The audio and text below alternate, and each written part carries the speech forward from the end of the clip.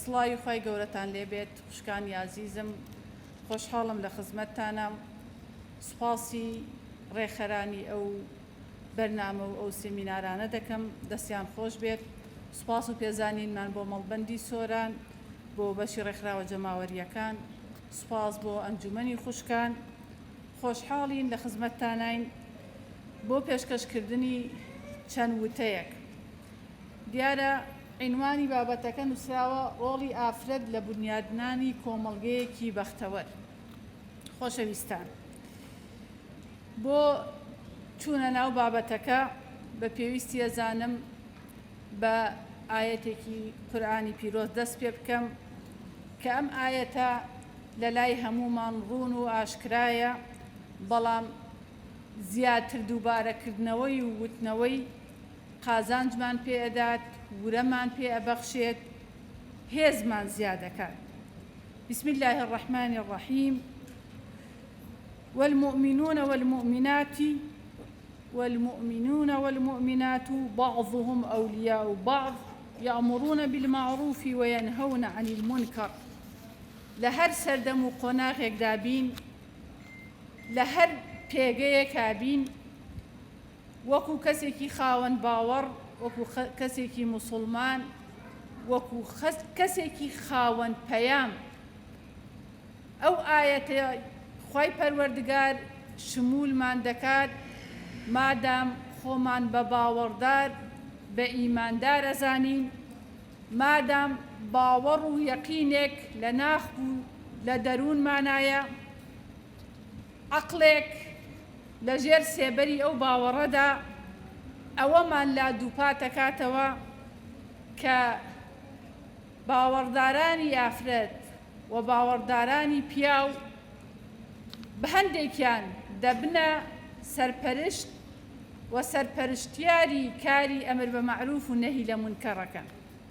ئەمر بە مەعروف و نەهی لە مونکەڕ دیارە کۆمەڵێ کاروبارە لە ئوموری دنیاوی ئینسانە کە پێویستە ئێمە زۆر بە وردی وەکو باوەڕدار بەردەوام وردبین بین، بزانین کام کارە چاکە کە تاکەکان ئەیکەن و ئێمە زیاتر ڕێنماییان کەین کە پابەندیان زیاتر بێت لەسەر ئەو کارە چاکانە، و کام کار خراپ و ناپەسەندە ئەرکی سەرشانمانە وەکو باوەڕدارێک خەڵکی لێ دوور بخەینەوە.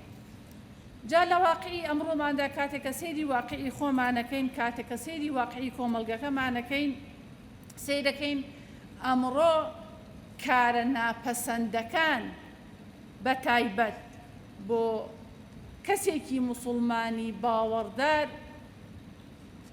سیرەکەی وردە وردە پابەندبوون بە بنەما شەرعیەکان، بە بنەما دروستەکانی پەیڕەوی لە پەیامی ڕەسوڵ الله صلی الله علیه وسلم کاڵ بۆتەوە.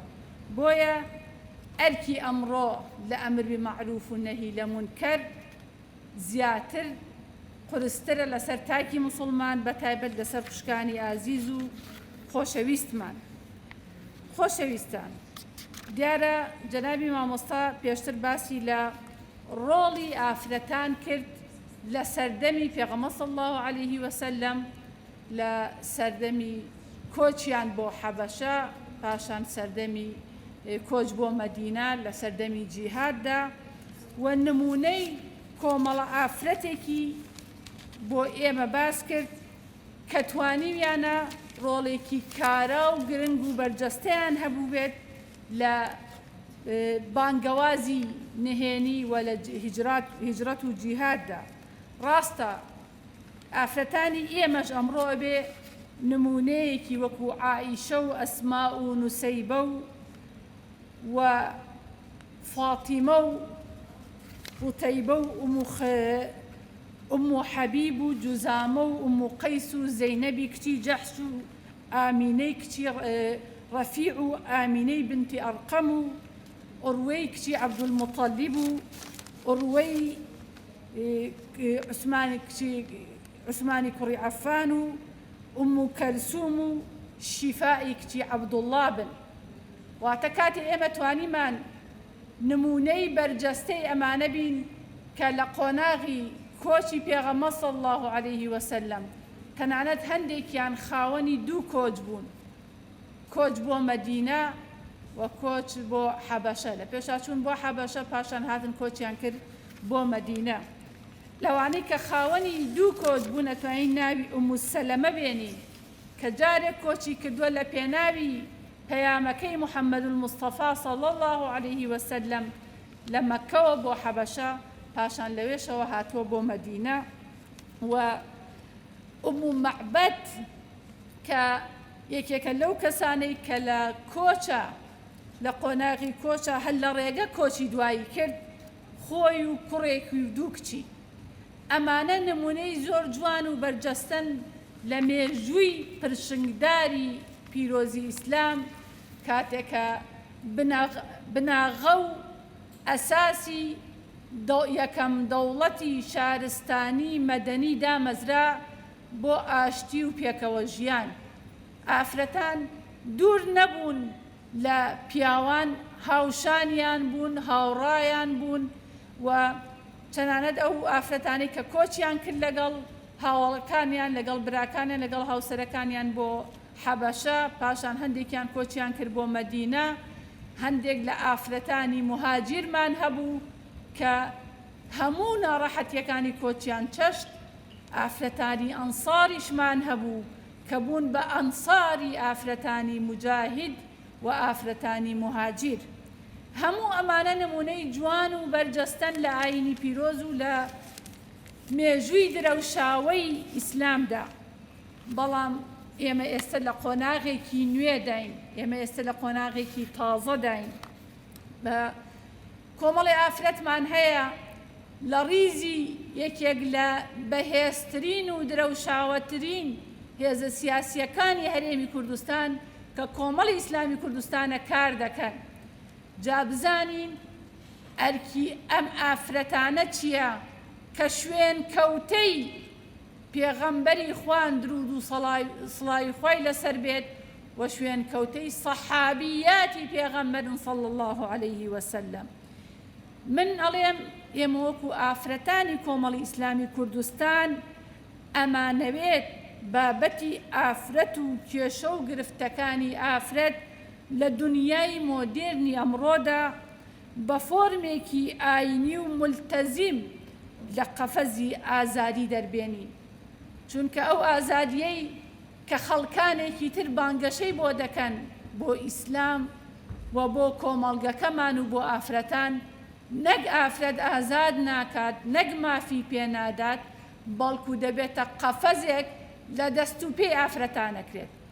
ئێمە لە کۆمەڵی ئیسلامی کوردستان ئافرەتانمان کە شانازی بە مێژووی ئیسلام و مێژووی ئافرەتانی ئیسلام و باوەڕدارەوە ئەکەین، ئەمانەوێت لە واقعی ئەمڕۆدا ئایەتی پیرۆزی ئەمر بە معروف و نەهی لە مونکەر بە شێوەیەکی زۆر عەمەلی لە ژیانی ئەمڕۆمانە تەطبیق بکەین بۆ ئەوەی بین بە بەرگێکی شەرعی، بە یاسا و دەستوری شەرعی، بە یاسا و دەستورێک کە سەرچاوەی لە قورئانی پیرۆز و سنەتی ڕەسوول الله گرتووە صەڵی الله عەلەیه وسەلەم، دنیای ئافرەتانی ئەمڕۆ ژیانیان بپارێزین و هەوڵ بدەین ببێ شتێکی باش بچێنن بۆ مەزرعی ئاخیرەتیشیان.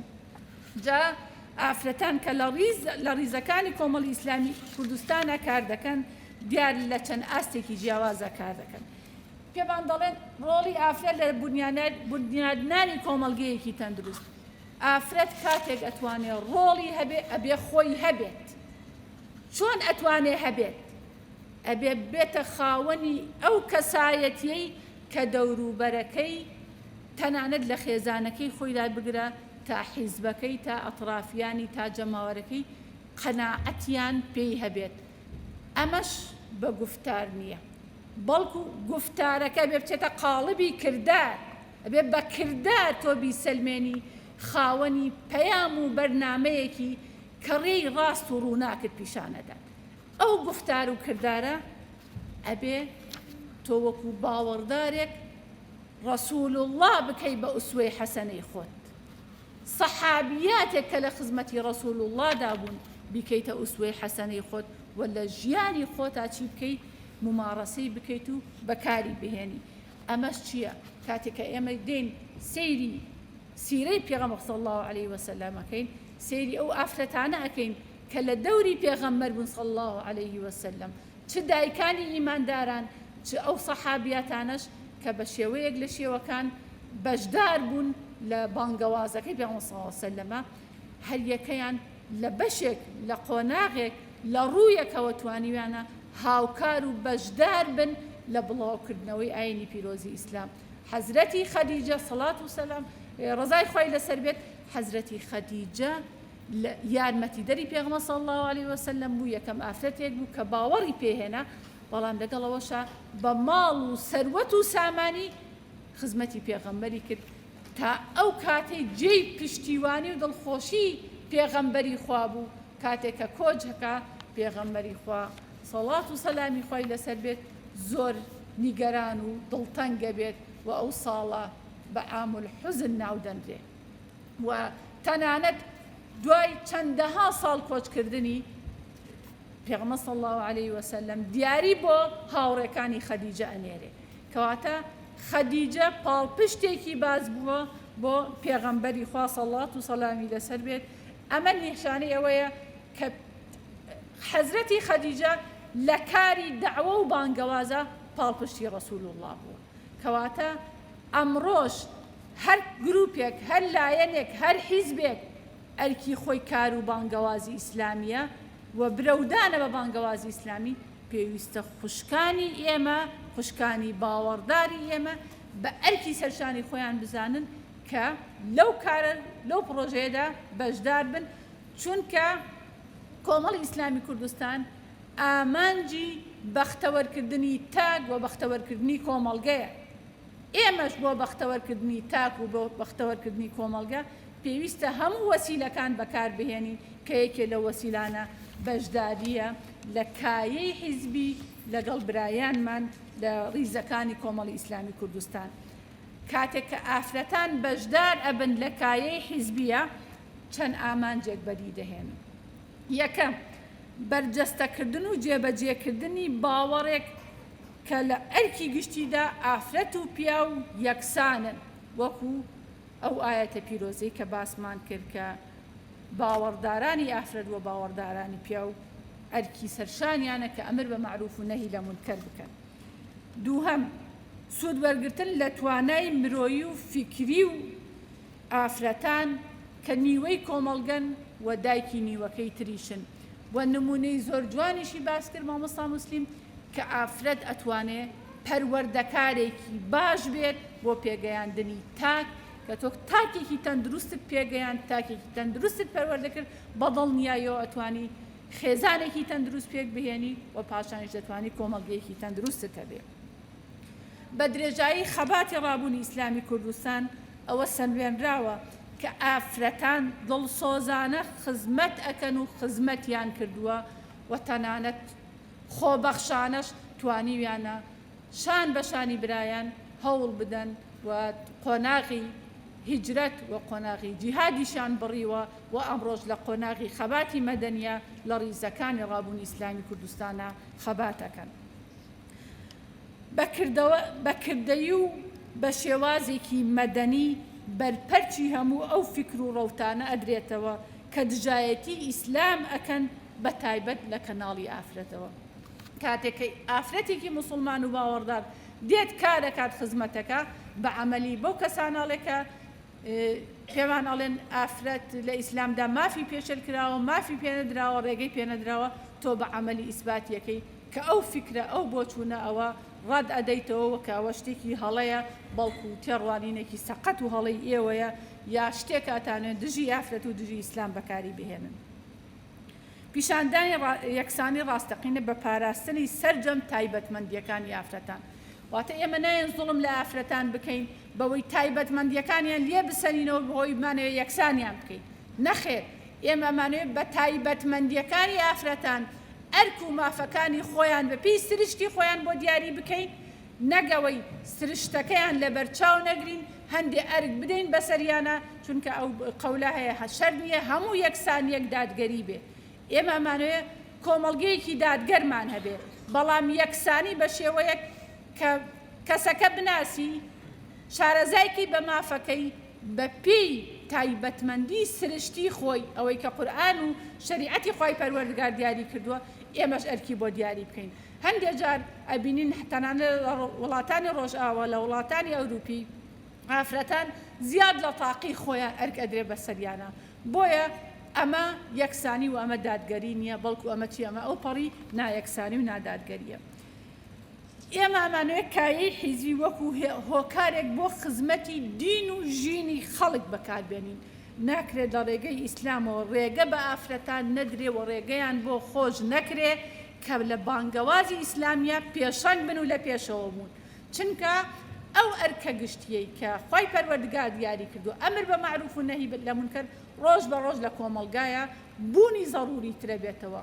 ئەمڕۆ ئێمە لە کۆمەڵگەیەکین، لە واقعەکەین کە ئەو ئافرەتەی کە توانای هەیە بانگەواز بکات ئەگەر لە ماڵەوە دانیشێت نەیەت ڕێنمایی کارێکی باش بێت بۆ ئافرەتان، گوناهبار دەبێت، چونکە هۆکاری لادانی ئافرەت ڕۆژ بە ڕۆژ لە زیادبووندایە و لە زیادی کردووە. لە نێو حکوومەت و پەرلەمان کە لە ڕاستیە دوو دەسەڵاتی گرنگن، بوونی ئافرەتی موسڵمان و باوەڕدار و خاوەن پەیام زۆر زۆر گرنگە. یەکەم دەسەڵاتی یاسادانان پێویستە ئافرەتی موسڵمانی باوەڕداری خاوەن توانای فکری علمی معرفی تێدا بێ، بۆ ئەوەی چونکە لەویا کۆمەڵی یاسا و دەستور دائەندرێت کە لەوانەیە ئەگەر ئافرەتانێکی باوەڕداری خاوەن پەیامی ملتەزیم بە شەریعەت و دینی خۆی پەروەردگار لەوێ نەبێت، کۆمەڵی یاسادا بنرێت بە ناوی مافۆ، بەڵام لە ئەساسا مافی ئافرەتی تیا پێشێر بکرێ. بۆیە بوونی ئافرەتی موسڵمان لەو شوێنە گرنگە، هەروەک بوونی ئافرەتی موسڵمان لە ئەنجومەنی جێبەجێکردن گرنگە، چونکە ئافرەتانی ئێمە دەستپاکن، بە دەستپاکیە توانن خزمەت بکەن. پاشان لە ئاسی کاری ڕێکخراوەی دیارە کاکسیامەن ئیشارەم بۆ دەکا، بەڵام لە ڕاستیە کەوتیان خێوەتگە دەبێ مەجای تیابێ، محاضەرە دەبێ، هیچ نەبێ، لە سەعات کەمتر نەبێ، بەڵام ئەو کەم تەرخەمەکەی خۆی خاتە سەر شانی ئێمە لە سەعات 6ەوە بەڕێوەم برا، لەبەرەوە قسەی خۆم دەکەم. پاشان جۆری ڕێکخراوەکان بە پێی بواریکان، یەکێک لە بوارە هەرە گرنگەکان کە ئەمڕۆ بواری کاری ئافرەتانە، ئەوەیە لە بواری ڕێکخراوەییدا کار بکەن، چونکە کاری ڕێکخراوەیی ئەمڕۆ مەودایەکی زۆر فراوانی لەسەر ئاسی جیهان داگیر کردووە، بەتایبەت لە کۆمەڵگەی مەدەنیاوەتە لەو کۆمەڵگەیە کە چەک ئیتر ڕۆڵی نییە، ئیش بە چەک ناکرێت، ئەبێ ئیش بە چی بکرێت؟ هیچ بە کۆمەڵێ لە ڕێی ڕێکخراوەکرێت، لە ڕووی تەنمێوەکرێت. ڕێکخراوەکە ئێمە ئەبێ لە بواری یاسایی ڕێکخراومان هەبێت، واتە ئافرەتانی موسڵمانی باوەڕدار شوێن کەوتوانی پێغەمبەر صلی الله علیه وسلم نابێ خەوتوو بن، بەڵکو بێ وریا بن. کۆمەڵ یاساییمان هەبێت، لە بواری یاسایی ئێمە ڕێکخراومان هەبێت، لە بواری گەشە پێدان، لە بواری خێرخوازی ئەلحەمدوللا هەمانە، لە بواری خێرخوازی کۆمەڵ ڕێکخراومانە هیچەکە، بەڵام هێشتا نەگەشتۆ تا ئەو ئاستە پێویستی کە ئەبێ هەمان بێت. لە بواری کۆمەڵایەتی ئەمڕۆ گرفت و کێشە کۆمەڵایەتیەکان زیادیان کردووە، زیادیش لە حەد. ئافرەتانی موسڵمانی خاوەن ڕێکخراو بۆ حەلکردنی کێشە و گرفتە کۆمەڵایەتیەکان لەکوێ؟ کەواتە ئەبێ هەمان بێ لە بواری کۆمەڵایەتیە تایبەت بە کێشە کۆمەڵایەتیەکان کار بکەین. لە بواری سیاسی بەدەستی 50 ژمێرێت ئافرەتانی لە حیزبە ئیسلامیەکانە کارەکەن، ئەو ئافرەتانەی کە لە ڕاستیە ئەبێ خزمەت بکەن.